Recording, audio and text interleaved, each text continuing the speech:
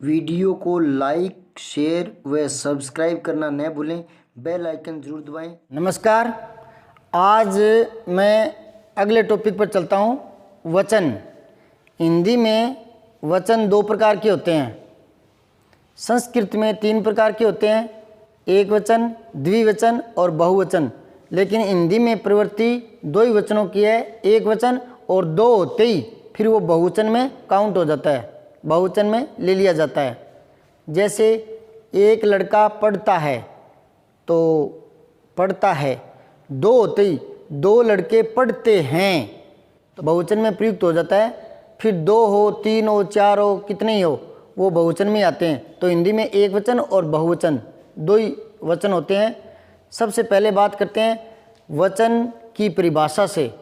हालांकि मैं परिभाषाओं में कैद नहीं करवाना चाहता बच्चों को, लेकिन सिंपल तरीके से वचन को समझिए क्या है। कई बार बच्चे बोलते हैं कि वचन वह होता है जिसमें एक संख्या या अधिक संख्या का पता चलता है। ऐसे नहीं, वचन पर्टिकुलर कोई शब्द नहीं होता, वचन शब्द का रूप होता है। तो परिभाषा देखें, शब्द का वह रूप जिससे उसकी संख्या का पता चलता है।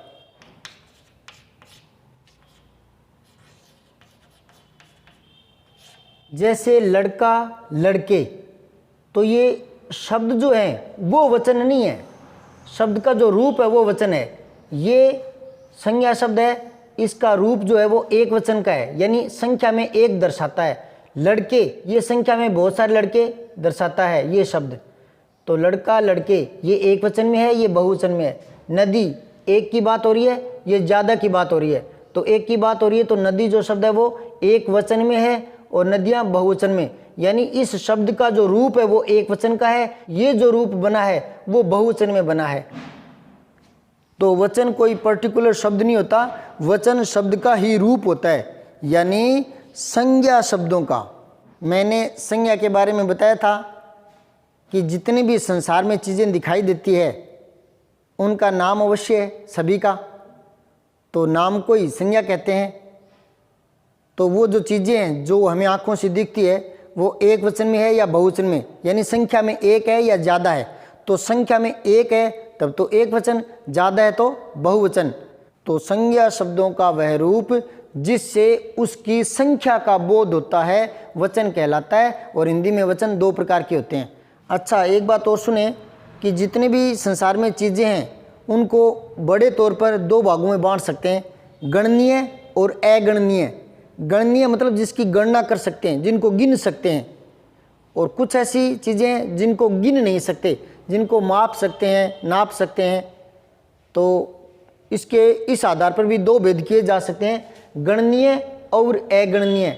गणनीय में आता है मेज, पुस्तक, संतरा, बहुत सारे शब्द हैं वो जिनको हम गिन सकते हैं। तो ये एक वचन और बहुवचन दोनों रूपों में भिन्न भिन्न मिलेंगे आपको। जैसे मेज तो बहुवचन बनाएंगे तो मेजें, पुस्तक तो पुस्तकें, संतरा तो संतरे, नदी तो नदियाँ, क्योंकि इनको गिन सकते हैं, गणनीय है ये, काउंटेबल। लड़का तो लड़के, तो इनके एक वचन और बहुवचन, एक वचन और बहुवचन के रूप अलग अलग मिलेंगे। दूसरा है अगणनीय, जिनकी गणना नहीं होती, माप नाप सकते हैं, वो है जैसे सोना, चांदी, आटा, घी, तेल। तो ये जो शब्द हैं इनको गिन नहीं सकते, इनको माप या तोल सकते हैं, नाप सकते हैं। ये एक वचन और बहुवचन दोनों में समान रहेंगे, समान रूप में। सोना एक वचन में ऐसा रहेगा, बहुवचन में ऐसा। चांदी एक वचन में भी ऐसी, बहुवचन में भी ऐसी। लेकिन एक बात याद रखें, इसमें भी कुछ शब्द अलग मिल जाएंगे। जैसे गणनीय शब्द हैं, इनमें आप ले लो मकान शब्द है, इनको गिन सकते हैं, एक मकान, दो मकान, लेकिन ये भिन्न भिन्न नहीं रहेंगे, एक जैसे ही रहेंगे एक वचन और बहुवचन में। देखो, गरीब महिला के लिए मकान बनवा दिया, बनवा दिया। अब देखो, गरीबों के लिए मकान बनवा दिए, बनवा दिए, तो दिया का दिए। लेकिन ये जो शब्द है ये एक वचन और बहुवचन दोनों में समान ही है, भिन्न भिन्न नहीं है। लेकिन बहुत सारे शब्द क्या है, अलग अलग मिलेंगे आपको। कुछ एक शब्द समान मिल सकते हैं। आगे देखो, पेड़ काटा गया तो एक वचन में है, पेड़ काटे गए तो बहुवचन में है। तो काटा गया, गए, यहाँ एक वचन और बहुवचन है। लेकिन ये जो पेड़ शब्द है इसका रूप एक वचन और बहुवचन में एक जैसा ही है, भिन्न भिन्न नहीं है। जबकि ज़्यादातर जो गणनीय चीज़ें होती है ना, ज़्यादातर उनके एक वचन और बहुवचन के रूप अलग अलग मिलते हैं।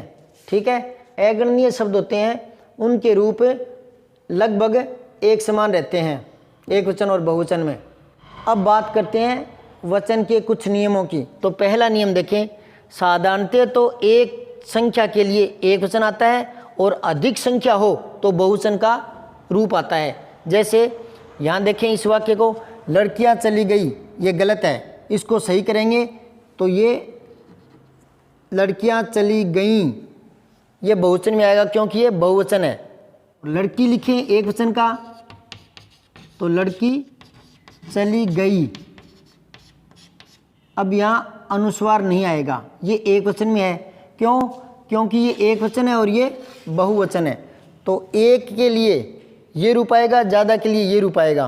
दूसरा नियम देखें, आदर प्रकट करने के लिए बहुवचन शब्द का प्रयोग किया जाता है। जैसे महात्मा बुद्ध महान थे, यहाँ था नहीं लगाएंगे, एक वचन नहीं करेंगे, बहुवचन का प्रयोग करेंगे आदर देने के लिए। दूसरा देखें, मेरे पिताजी व्यापारी है, ये गलत है। मेरे पिताजी व्यापारी हैं बहुवचन में, क्योंकि आदर जब देते हैं ना तो बहुवचन का रूप आता है। ठीक है, माताजी आ गई होगी, आ गई होगी ये एक वचन में नहीं, आदर दे रहे हैं ना, ये जी आदर देने के लिए है ना, तो माताजी आ गई होंगी, होंगी ये बहुवचन का रूप आएगा इसके कारण। अब आगे देखिए नियम नंबर 3, अपना अधिकार जताने या अभिमान दिखाने या बड़पन जताने, इसके लिए भी लोग एक वचन के स्थान पर बहुवचन शब्द का प्रयोग कर देते हैं। जैसे मैं को हम बोल देंगे मैं के स्थान पर। जैसे मालिक लोग नौकरों से प्राय ऐसे ही बात किया करते हैं, मैं की जगह हम लगाकर। जैसे हम जा रहे हैं, हमारे लिए खाना लाओ, तो भले ही वो मालिक एक है लेकिन हम का प्रयोग कर लेता है। दूसरा वाक्य देखें, अकबर ने कहा हमें शांति चाहिए, हमें, ये खुद के लिए कह रहा है लेकिन हमें शब्द का बहुवचन का प्रयोग कर लिया। नियम नंबर 4 देखें, भाववाचक जो संज्ञाएं होती है, मैंने कहा था संसार में जितनी भी चीज़ें दिखाई देती है उनका नाम अवश्य है और नाम को संज्ञा कहते हैं। तो वो चीज़ें काउंटेबल है, गिन सकते हैं और नाप और माप भी सकते हैं। लेकिन कुछ ऐसी चीज़ें भी हैं जिनको महसूस कर सकते हैं, वो अदृश्य होती है, तो उनको भाववाचक संज्ञाओं में लेते हैं। तो भाववाचक संज्ञाएं जो है वो हमेशा एक वचन में होती है। जैसे प्रेम बहुत बड़ी चीज़ होती है, तो ये एक वचन का ही रूप है, क्योंकि प्रेम जो है भाववाचक संज्ञा है, एक वचन में आता है। इन आमों में मिठास है, तो ये भी एक वचन का रूप है और मिठास जो है वो भाववाचक संज्ञा है। ये मैं पीछे के एक वीडियो में बता चुका हूँ कि है और हैं, ये एक वचन में है, ये बहुवचन में है। नियम नंबर 5 देखें, जातिवाचक संज्ञाएं जो धातुओं का बोध करवाती है, संज्ञाएं जो धातुओं का बोध करवाती है वो एक वचन में होती है। जैसे सोना चमकीला है, तो ये सोना जातिवाचक संज्ञाएं है और धातुओं के नाम है।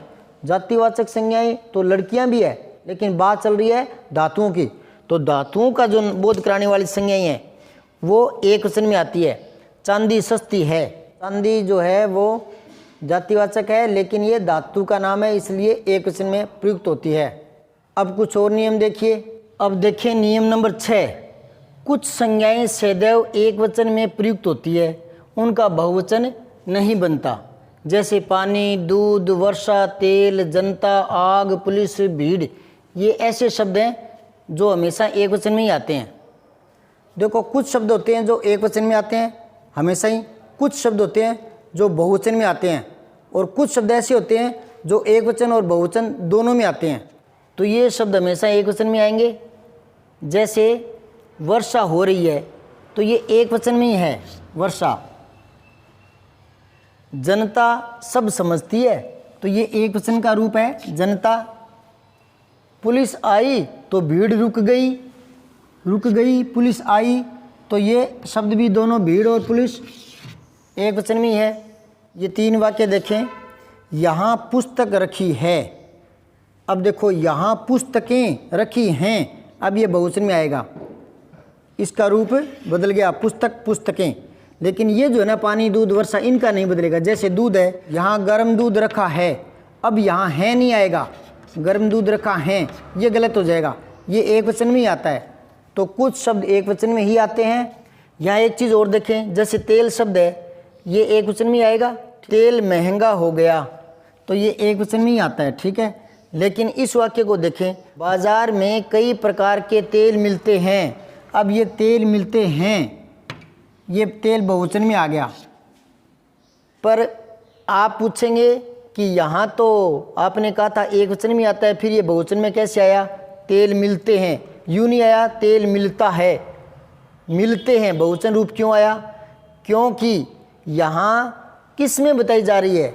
जैसे सरसों का तेल, तिल का तेल, जो किस में बताते हैं ना वैरायटियाँ, तो उसके बाद उसको बहुवचन में ले लेते हैं, ठीक है। यहाँ देखें, दुख असहनीय होता है, एक वचन, दुख असहनीय होता है। दूसरा देखें, उसने बहुत दुख सहे हैं, तो यहाँ बहुवचन का रूप क्यों आया? इनको देखो, है और हैं, क्योंकि ये दुख जो है वो किस में आ गई, क्योंकि दुख भी बहुत प्रकार के होते हैं। तो यहाँ किस में बता दी? दुख के प्रकार कह दो या किस में कह दो। दुख कई किस्म का होता है, दुख के कई रूप होते हैं, कई प्रकार होते हैं। तो यहाँ दुख सहे हैं, इसलिए ये बहुवचन में आ गया। रूप एक जैसा ही है दोनों का, दुख और दुख, रूप एक जैसा ही है, लेकिन प्रयुक्त हो गया ये एक वचन में, ये बहुवचन में। कई बार इसका रूप भी बदल जाता है। कैसे? दुखों से परेशान रहती थी, अब बीमारी ने घेर लिया, तो दुखों, तो इसका रूप भी बदल गया। कुछ वाक्य के आधार पर भी इनका रूप तय हो जाता है। अब अगला नियम देखें, नियम नंबर 7। कुछ शब्द हमेशा बहुवचन में होते हैं, उनका एक वचन नहीं होता। जैसे आंसू, हस्ताक्षर, प्राण, होश। अब अगर यूं बोलें, यह सुनकर उसके आंसू आ गया, तो गलत है। आंसू आ गया नहीं, आंसू आ गए, अब सही हुआ है। तो ये हमेशा बहुवचन में आएगा। और देखो, मैंने अपना हस्ताक्षर कर दिया, ये गलत है, कर दिए आएगा। क्यों? क्योंकि हस्ताक्षर बहुवचन में आता है हमेशा ही। उसका प्राण संकट में है, उसका प्राण नहीं, प्राण हमेशा बहुवचन में आते हैं, तो उसके प्राण संकट में हैं, ये हैं आ जाएगा। नियम नंबर 8 देखें, कुछ शब्द एक वचन व बहुवचन में समान रहते हैं। जैसे भी दुख को बताया था, और भी शब्द हैं, होठ, हाथ, पैर, पेड़, आदमी।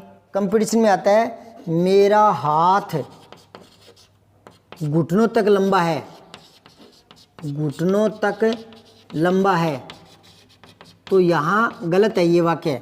मेरा हाथ घुटनों तक लंबा है, तो हाथ यहाँ दोनों की बात आएगी, घुटनों तक लंबे हैं, तो मेरे, यहाँ मेरा किस जगह आएगा? मेरे हाथ घुटनों तक लंबे हैं, यूँ आएगा, लंबे हैं। तो इसमें देखो, मेरा हाथ कहते ही ये एक वचन में था, और मेरे कहते ही बहुवचन में, लेकिन इसका रूप यूं का यूं रहा, हाथ का, यूं नहीं हुआ मेरे हाथों घुटनों तक लंबे हैं, हाथों घुटनों तक लंबे, हाथों नहीं बना, रूप एक जैसा ही रहा। तो एक वचन और बहुवचन में रूप एक जैसा रहता है। जैसे पैर, मेरा पैर दर्द कर रहा है, तो एक वचन में है। मेरे पैर दर्द कर रहे हैं, तो दोनों दर्द कर रहे हैं, तो पैर तो एक जैसा ही रहा ना।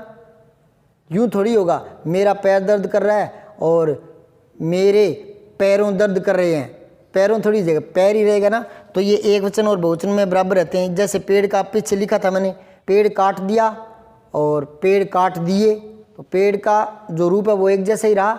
एक दो वाक्य और देखें, दरवाजे पर एक आदमी आया है, दरवाजे पर कई आदमी आए हैं, तो कई आदमी आए हैं, ये एक वचन में, ये बहुवचन में, लेकिन इसका रूप तो एक जैसा ही है ना। यूँ थोड़ी कर देंगे दरवाजे पर कई आदमियों आए हैं, यूँ थोड़ी करेंगे। तो कुछ शब्द एक वचन और बहुवचन में समान रूप में दिखते हैं, वो आगे क्रिया का रूप देखकर पता चलता है। मैंने पहले ही कहा था किसी वीडियो में कि क्रिया का जो रूप होता है वो कर्ता के अनुसार आता है। कर्ता एक वचन में तो क्रिया एक वचन में, कर्ता बहुवचन में तो क्रिया बहुवचन में। तो कुछ शब्द वाक्य में देखे जाते हैं आगे क्रिया देख करके, वो एक जैसे लगते हैं, लेकिन यहाँ से पता चलता है कि ये बहुवचन में और ये एक वचन में है। हाँ, आदमी तो एक जैसा ही रहेगा, लेकिन औरत का रूप बदल जाएगा एक वचन और बहुवचन में। औरत आई है, औरतें आई हैं, तो यहाँ इसका रूप बदल गया, लेकिन आदमी का आदमियों नहीं होगा। कैसे? दरवाजे पर कई आदमियों आए हैं, नहीं होगा ना। तो दरवाजे पर कई औरतें आई है, तो औरत का औरतें हो जाएगा। तो ये देखना पड़ता है। अभी वचन से संबंधित बहुत सारी और बातें हैं, अब मैं अगले वीडियो में शेष नियम बताऊंगा। उसके बाद मैं ये बताऊंगा कि इनकी पेचीदियाँ एग्ज़ाम में, पेपर में, कंपटीशन में कैसे सिरदर्द बनती है, या कंपटीशन के पेपरों में कैसे इन शब्दों को एकवचन या बहुवचन में छांटें, या इनका प्रश्न जब आता है तो किस रूप में आता है, कैसे आता है, ये कल के वीडियो में बताऊंगा। तो देखते रहिए। और अभी तक चैनल सब्सक्राइब नहीं किया है तो सब्सक्राइब जरूर कर लें और बेल आइकन जरूर दबा दें ताकि मेरे आगे की वीडियो आपके पास आते रहें।